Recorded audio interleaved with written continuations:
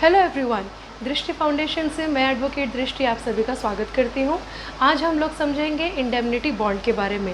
Indemnity bond किस में आता है, इसको क्यों यूज़ किया जाता है, इसका क्या पर्पज़ है, आज हम लोग ये सब समझेंगे।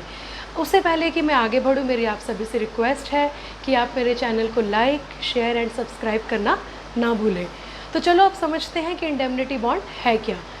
इंडेमनिटी बॉन्ड जो है वो इंडियन कॉन्ट्रैक्ट एक्ट 1872 के अंदर आता है। इंडेमनिटी बॉन्ड का एक सिंपल मीनिंग जो है वो है टू कॉम्पनसेट लॉस। तो अभी हम लोग इस फ्लो चार्ट के तरीके से इसे समझते हैं, जिससे कि आपको डेफिनेशन लिखने में बाद में आसानी होगी। तो अब हम इसको एक एग्जांपल के तौर पे मैं आपको समझाती हूँ कि इंडेमनिटी बॉन्ड को क्यों यूज़ किया जाता है और किस तरीके से ये हेल्प करता है।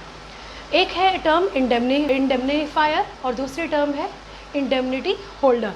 इसे एग्जांपल से समझाती हूँ मैं आपको। ए है और बी है। अब ए जो है हम ये मान लेते हैं कि ये एक इंश्योरेंस कंपनी है और बी जो है इसने इंश्योरेंस कंपनी से एक पॉलिसी ली, तो ये पॉलिसी होल्डर है। अब इन्होंने जो इंश्योरेंस कंपनी से पॉलिसी ली वो ली अपनी कार के लिए कि अगर मेरी कार को कोई डैमेज हुई, मेरी कार को किसी भी तरीके का नुकसान पहुंचा, तो मैं इस इंश्योरेंस कंपनी से उसे क्लेम करूंगा। तो इसका मतलब क्या हुआ, टू कॉम्पनसेट लॉस।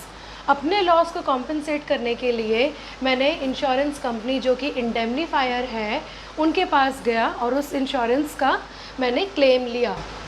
अब इंडेमनिटी होल्डर इसमें कौन हुआ, पॉलिसी होल्डर, जिसने वो पॉलिसी ली थी। तो एक बार दोबारा से समझाती हूँ आपको। इंडेमनीफायर वो है जिसने पॉलिसी दी, जिसने पॉलिसी या इशू किया, और इंडेमनिटी होल्डर वो है जिसने उस डैमेजेस को कॉम्पनसेट करने के लिए इंडेमनीफायर के पास जाकर इस कॉन्ट्रैक्ट को पूरा किया। अब ये भी एक तरीके का कॉन्ट्रैक्ट है, ये भी एक तरीके का अग्रीमेंट है। अग्रीमेंट की जो कंडीशंस हैं जो कि सिंपल हैं बहुत। एक अग्रीमेंट को वैलिड होना चाहिए। कौन वैलिड अग्रीमेंट में जा सकता है, जो 18 ईयर्स अबव है। एग्रीमेंट में कभी भी किसी के साथ फोर्सफुल एग्रीमेंट में एंट्री नहीं होनी चाहिए और किसी को भी प्रेशराइज कर वो एग्रीमेंट नहीं बनना चाहिए। तो इट मीन्स दोनों की कॉन्सेंट होनी ज़रूरी है। तो अगर बी ने इनके पास जाकर अप्रोच किया कि मुझे इंश्योरेंस का पॉलिसी चाहिए, तो इनकी भी कॉन्सेंट होनी चाहिए कि मैं आपको ये पॉलिसी देने के लिए तैयार हूँ। तो इंडेमनिटी बॉन्ड कौन से सेक्शन के अंदर आता है, इंडेमनिटी बॉन्ड आता है section 124 of Indian contract act 1872 के अंदर।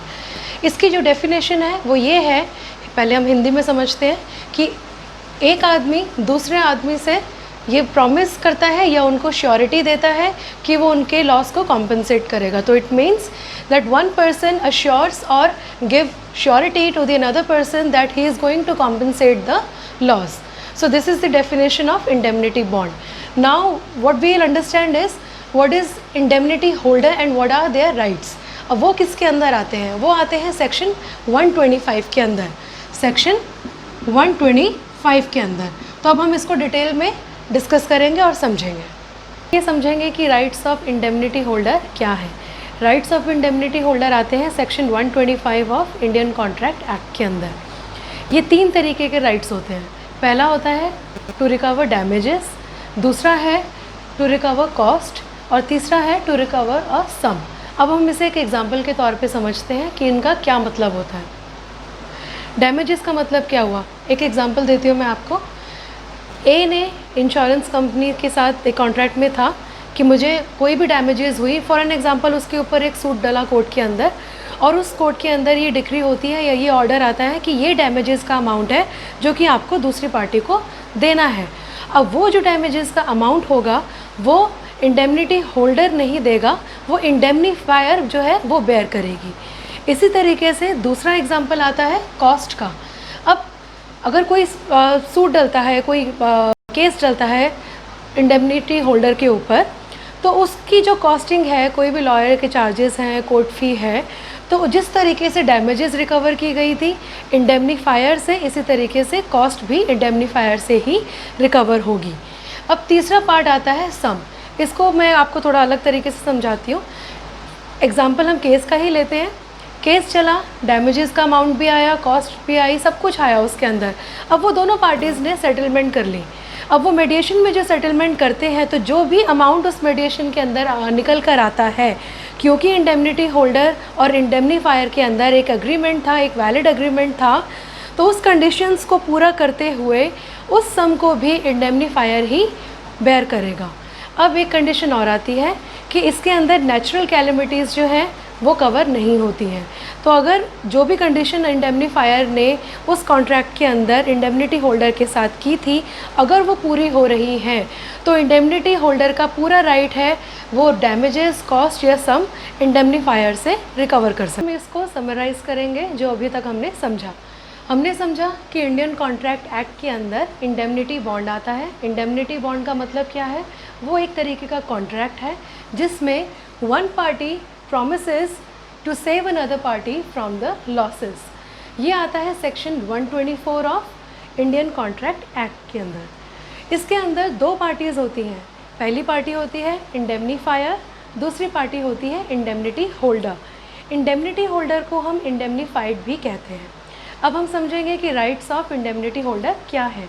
राइट्स ऑफ इंडेमनिटी होल्डर तीन तरह के होते हैं। ये आते हैं section 125 of Indian contract act के अंदर। तो पहला जो राइट है वो है टू रिकवर डैमेजेस। अगर कोई सूट फाइल हुआ है तो डैमेजेस का जो भी ऑर्डर है वो इंडेमनीफायर बेयर करेगा। सेकंड जो राइट है वो है टू रिकवर कॉस्ट, और तीसरा जो पॉइंट है वो है to recover the settlement amount. हमने ये समझा कि इंडियन कॉन्ट्रैक्ट एक्ट के अंदर इंडेमनिटी बॉन्ड क्या है और उसका क्या मतलब होता है। Thanks for watching my video.